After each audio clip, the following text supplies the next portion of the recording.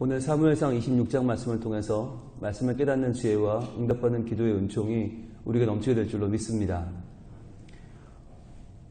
사울은 다윗을 잡는데 총력을 기울입니다. 반면에 다윗은 사울을 피해 다니기만 합니다. 이것은 병력의 차이가 아닙니다. 이것은 자세의 차이입니다. 누군가는 죽음으로 자신의 꿈을 이루려고 하고 또 한 사람은 그 죽음을 피하여 생명의 길을 찾아가는 것입니다. 세상에는 단순해 보이고 강해 보이는 방법도 있습니다. 그것이 죽음의 방법입니다. 내가 마음에 안 드는 사람을 죽여서 문제를 해결하는 것입니다. 그것이 사울의 방법입니다.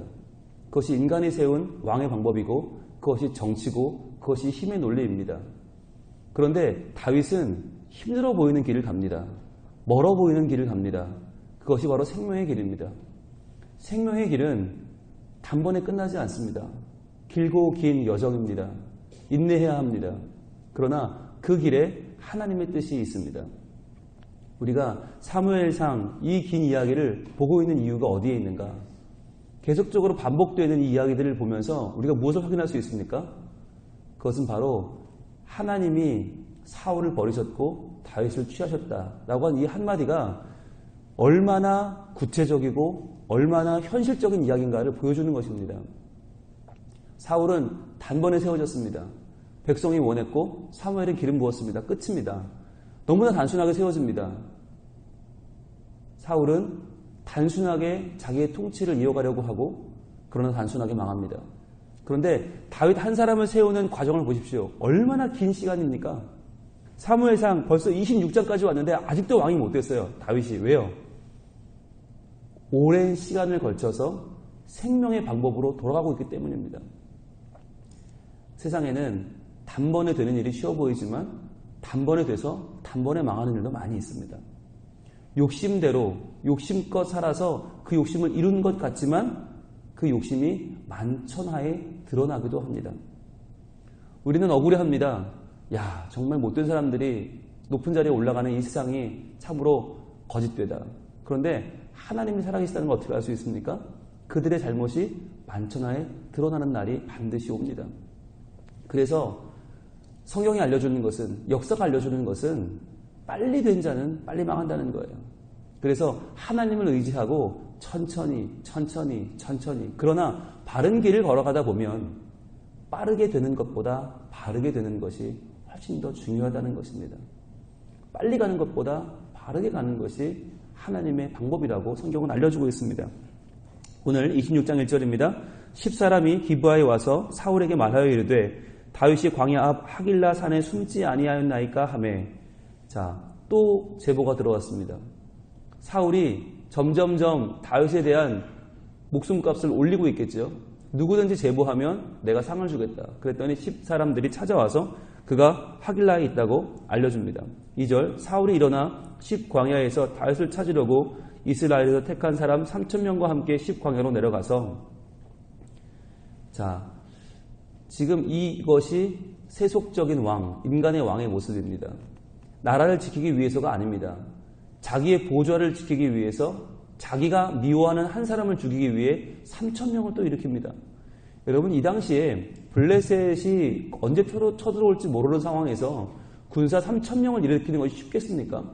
오늘날도 어려운 일입니다. 3,000명의 군대를 일으킨다. 이것은 국가적으로 어마어마한 손실입니다.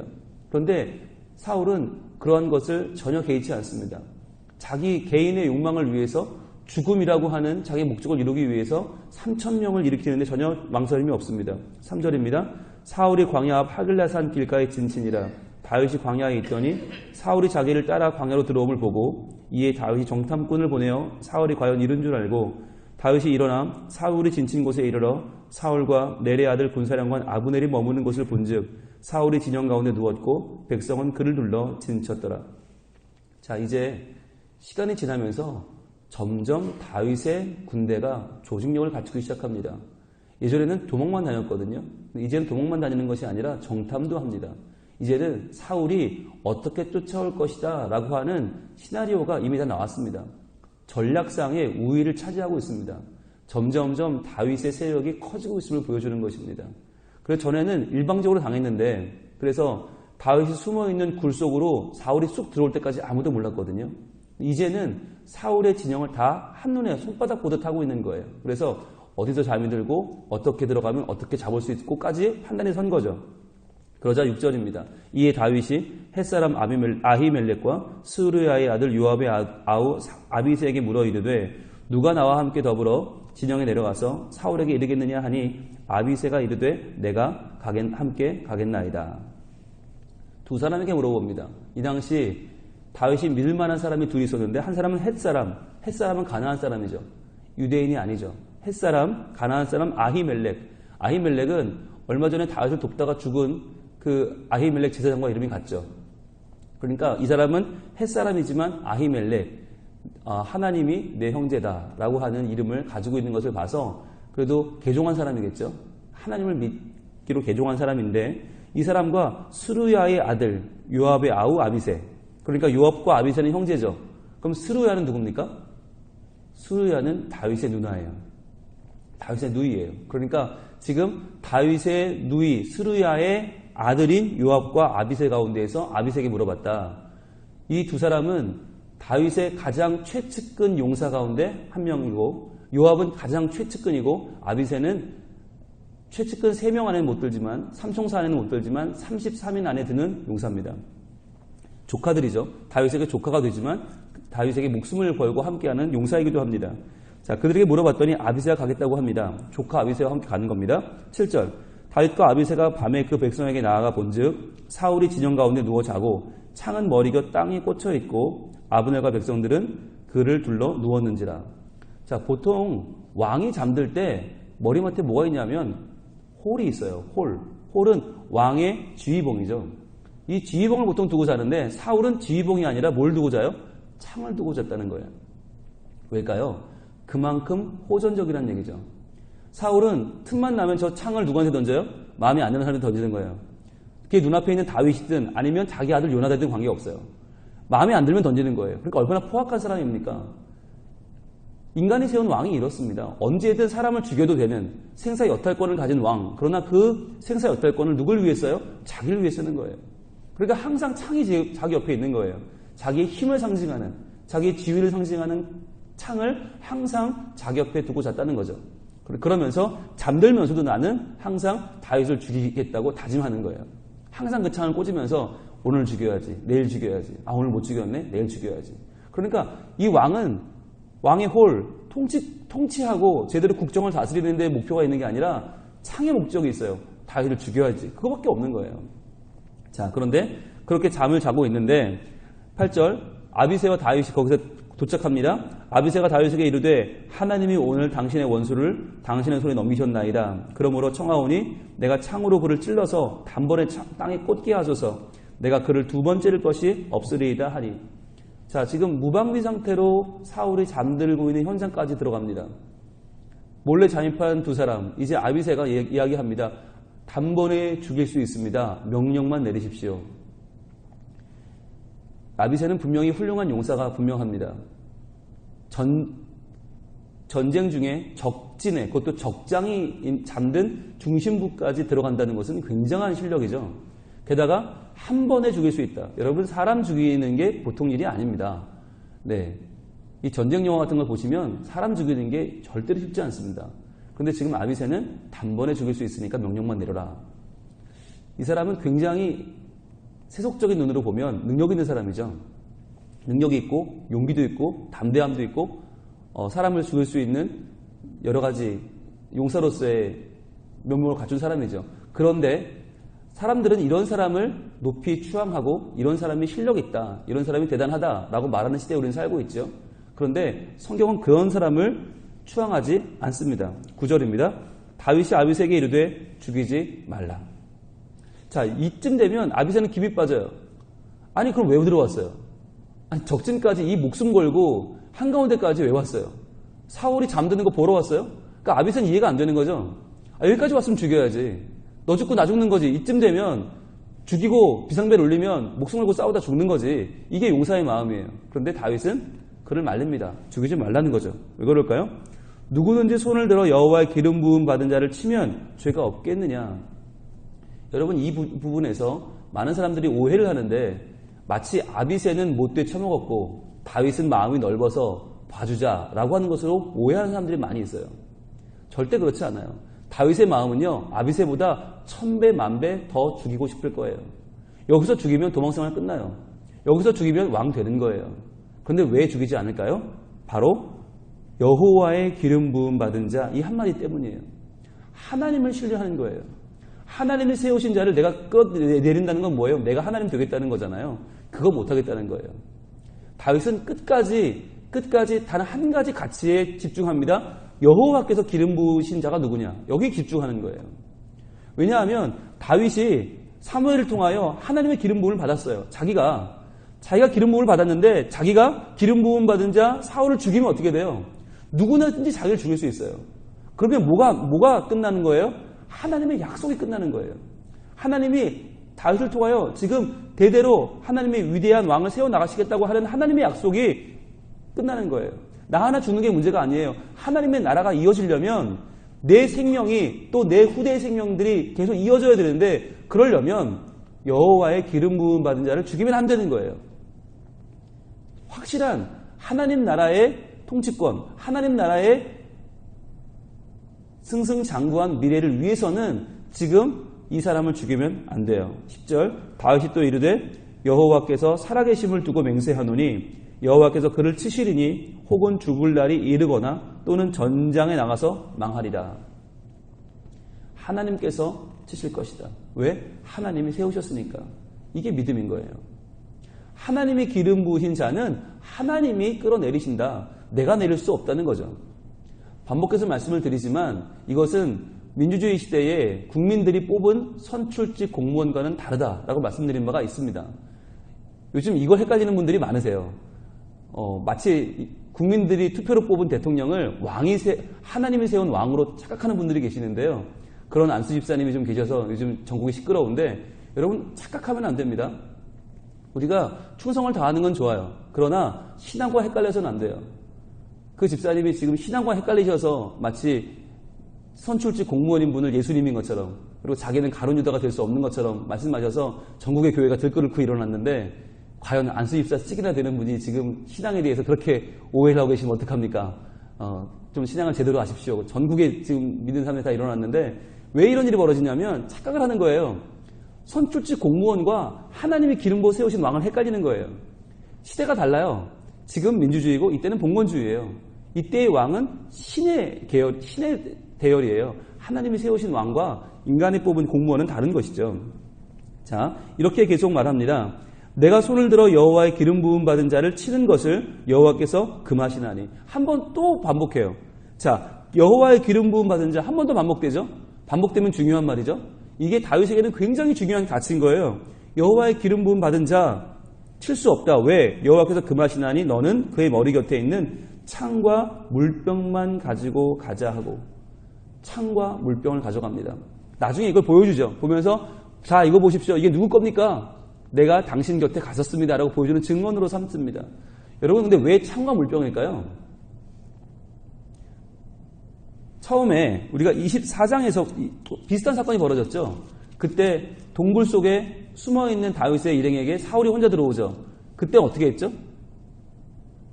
옷자락을 잘랐죠. 그 옷자락이 뭐라고 했어요? 통치권이라고 했죠.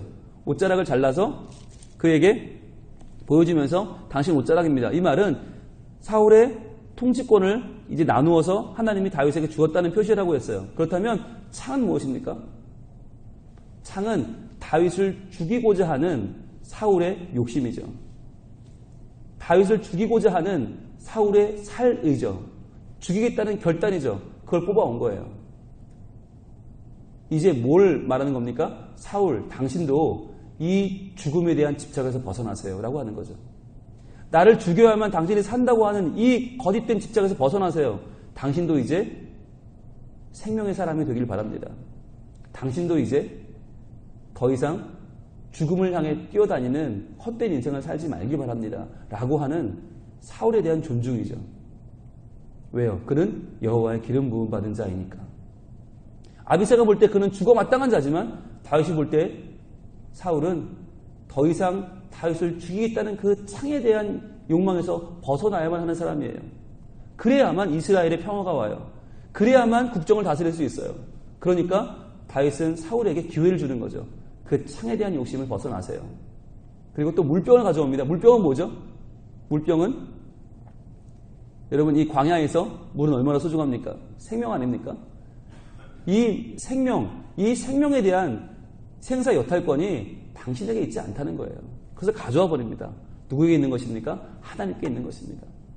생명을 하나님께 맡기고 당신이 생명을 빼앗겠다는 생각을 하지 말고 이제 그 창의 집착에서 벗어나길 바랍니다. 라고 하는 충정으로 이 두 가지를 가져온 거죠. 그리고는 나중에 증거로 제시하죠. 이거 당신 창이죠? 이거 당신 물병이죠? 내가 당신 곁에 갔었습니다. 라는 증언의 도구로 사용하는 것이죠. 자, 그러면 여기서 궁금해지는 게 그거 아닙니까? 그럼 다윗은 왜 들어간 겁니까? 기껏해야 창, 물병 가져오려고 들어간 겁니까? 왜 목숨 걸고 왜 아비새를 데리고 그 안에 들어간 겁니까? 그리고 또 하나 궁금한 점은 그러면 지금 사울의 군대는 과연 뭐 하는 군대입니까? 아니 얼마나 무슨 일이 벌어졌길래 3,000명이나 되는 사람들이 그 핵심에 있는 사울이 잠든 자리까지 들어갈 동안 왜 보초는 한 명도 없습니까? 왜 아무도 왕을 지키지 않습니까?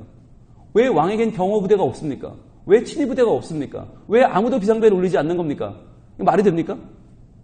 보통 이 정도 되면 여러분 첩보 영화 많이 보셨죠? 007이나 제임스 본드 보셨죠? 이 정도로 만약에 경비가 소홀하면 그건 뭐예요? 함정입니다. 이 정도로 아무도 막지 않는데 중심까지 들어가면 이건 100% 함정입니다. 이것도 함정입니다. 무슨 함정입니까? 누가 판 함정이죠? 지금 누가 누구를 시험해보는 시간입니까?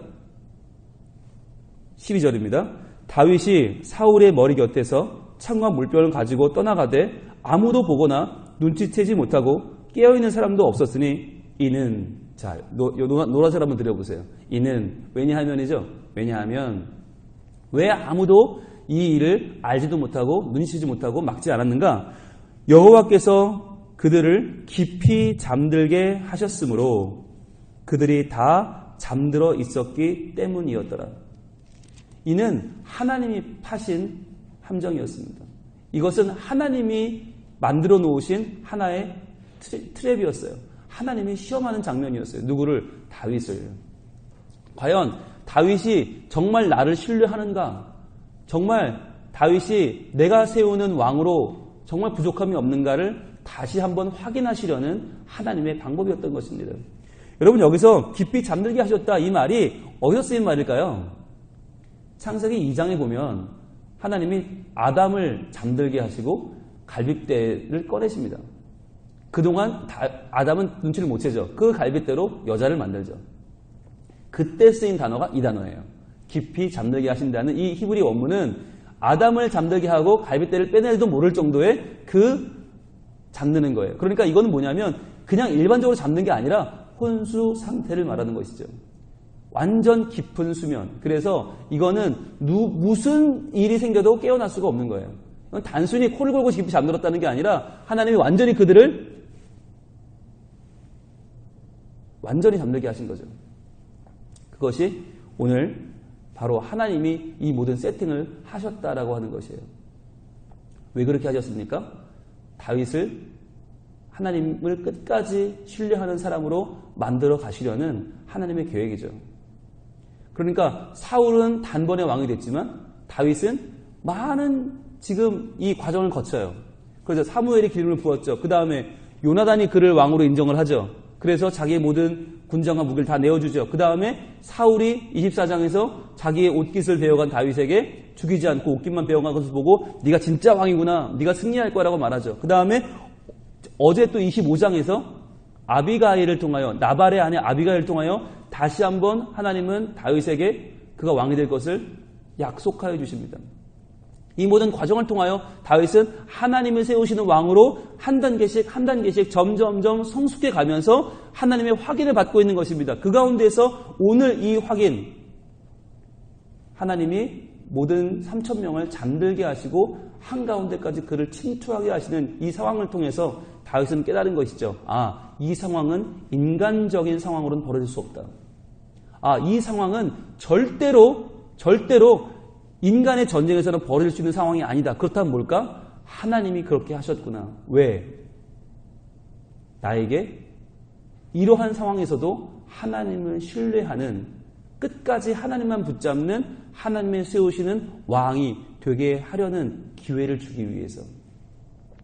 그래서 다윗은 이 시험을 이겨내고 맙니다. 자, 이 시험을 이겨냈을 때 사울이 어떻게 말하나 보세요. 오늘 26장 마지막 절입니다. 25절입니다. 마지막 25절. 지난번에 옷깃을 베어갔을 때 다윗을 인정했던 사울은 이번에 창과 물병을 가져간 다윗에게 이렇게 말합니다. 25절. 사울이 다윗에게 이르되 내 아들 다윗아 내게 복이 있을지로다. 내가 큰일을 행하겠고 반드시 승리를 얻으리라. 그를 치하하면서 정말 네가 큰 왕이 되겠구나. 네가 왕이구나 라고 선언을 합니다. 그리고 27장 4절 한번 볼까요? 내일 볼 텐데 27장 4절 한번 봅니다. 다윗이 가드에 도망한 것을 어떤 사람이 사울에게 전하매 사울이 다시는 그를 수색하지 아니하니라. 자, 이 26장의 사건으로 사울은 완전히 다윗에 대한 추격의 의지를 버립니다. 왜요? 다윗이 뭘 가져가서? 창을 가져갔기 때문에. 이제 당신은 나를 향한 그 죽음의 집착에서 벗어나세요라고 하는 그 메시지를 받아들인 것이죠. 사울은 그 창을 포기합니다. 이제 더 이상 다윗을 쫓기를 포기하는 것이죠. 이것이 승리입니다. 승리란 상대방의 가슴에 창을 꽂아서 그의 피를 보고 그를 죽여서 이제 너는 끝이야, 내가 이겼어가 승리가 아니라, 진정한 승리는 그 순간에도 하나님을 바라보는 것입니다. 진정한 승리는 내가 상대방을 한 방에 죽일 수 있는 그 상황에서도 하나님을 의지하여 견뎌내는 것, 인내하는 것, 원수를 하나님께 맡겨드리는 것, 그거 진정한 승리입니다. 그래서 다윗은 사울을 죽이지 않았지만 사울 안에 있던 욕심과 다윗을 향한 불타오르는 그 질투심을 죽였습니다. 그래서 결국 원수를 사라지게 했습니다. 인간의 방법으로 칼로 사람을 죽이면 원수를 죽인 것 같지만 아니요. 내 안에 그대로 원수는 살아있습니다. 원수 맺는 마음이 내 마음에 살아있어서 그 원수는 죽지 않습니다. 그러나 하나님께 그 원수를 맡기고 그 원수를 주님께 의탁하고 그를 죽이지 않으면 그의 마음이 바뀝니다. 그래서 나를 향한 원수의 마음이 녹아지면서 원수가 사라지게 됩니다. 이것을 우리는 예수님의 방법으로, 구원의 방법으로 알고 있습니다. 많은 사람들은 예수님이 예루살렘 들어오실 때 호산나 호산나 다윗의 왕으로 오시는 이여 우리를 구원하소서라고 외쳤지만 예수님은 로마 군대를 물리친 것이 아니라, 빌라도를 죽인 것이 아니라, 헤롯 왕을 죽여서 없앤 것이 아니라 예수님은 자기의 몸을 십자가에 못 박으심을 통하여 사랑과 희생의 방법을 선택하셨습니다. 그런데 그것이 결국 모든 인류를 구원하는 하나님의 계획이 되었습니다. 오늘날 우리도 살아가면서 수많은 선택의 과정에 섭니다. 그리고 그냥 한 번에 해결할 수 있는 방법들을 택하고 싶은 유혹이 많이 있습니다. 그러나 그보다 더 중요한 것은 하나님께 그 원수를 맡겨드리는 것입니다. 하나님의 통치, 하나님의 기름 부으신 자에 대한, 하나님에 대한 섭리를 맡기는 것입니다. 우리 한 군데만 보고 마치겠습니다. 로마서 12장 19절입니다. 로마서 12장 19절. 오늘의 이 다윗 사건에 대해서 신약 성경은 어떻게 증거하고 있는지 보겠습니다. 로마서 12장 19절.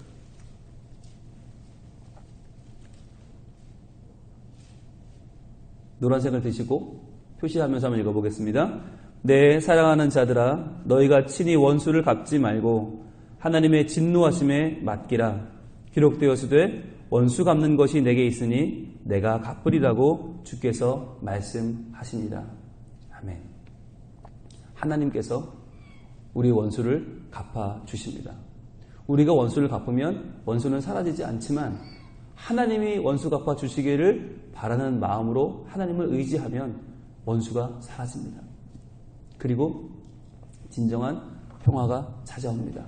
그 길을 걸어가셨던 예수님처럼 오늘도 우리도 우리 마음에 끓어오르는 여러 가지 욕망과 열정을 내려놓고 이 땅에 진정한 평화의 왕, 진정한 사랑의 왕으로 오신 예수님을 우리 마음속에 모셔드리기를 원합니다. 캐롤이 울려 퍼져서 성탄절이 아닙니다. 우리 마음에 사랑이 자리하고 원수가 없어지기 때문에 성탄절입니다. 하나님의 방법대로 원수를 해결하는, 그리하여 원수를 참으로 갚고 참으로 내가 생명의 사람이 되는 귀한 오늘 하루가 되기를 우리 하나님 원하고 계십니다. 기도하겠습니다. 하나님, 다윗의 삶 가운데에서 하나님의 이름이 높아지고 하나님의 일하심이 나타나고 하나님께서 세우시는 하나님의 왕 예수 그리스도를 예표하는 다윗 왕은 어떤 사람인지 하나님은 하나하나 펼쳐서 우리에게 보여주고 계십니다. 단순간에 왕위에 오르지는 못하지만 한순간에 뭔가 해결되는 것 같지는 않지만 그러나 그 수많은 단계를 통하여 하나님은 그를 온전한 왕으로 빚어 가십니다. 주님, 오늘날 우리도 살아가면서 너무 많이 힘든 일들이 있고 단번에 문제가 해결되지 않고 뭔가 일이 더 어려워져만 가는 것 같지만 그러나 그 가운데에서 하나님이 계시고 하나님이 일하시고 하나님이 통치하시며 하나님이 반드시 하나님의 때에 하나님의 방법으로 우리를 높이 드실 줄로 믿습니다. 주님, 우리의 손으로 원수가 없는 어리석음을 범치 않게 하시고 하나님을 온전히 의지하는 하나님의 자녀로 살게 하셔서 이 땅에 사랑의 왕으로 오신, 평화의 왕으로 오신 예수님을 다시 한번 우리 마음에 모시고 우리도 예수님의 제자로 예수님의 사람으로 살기로 다짐하며 그렇게 하나님을 의지하는 복된 날이 되게 하여 주시옵소서. 예수님 이름으로 기도합니다. 아멘.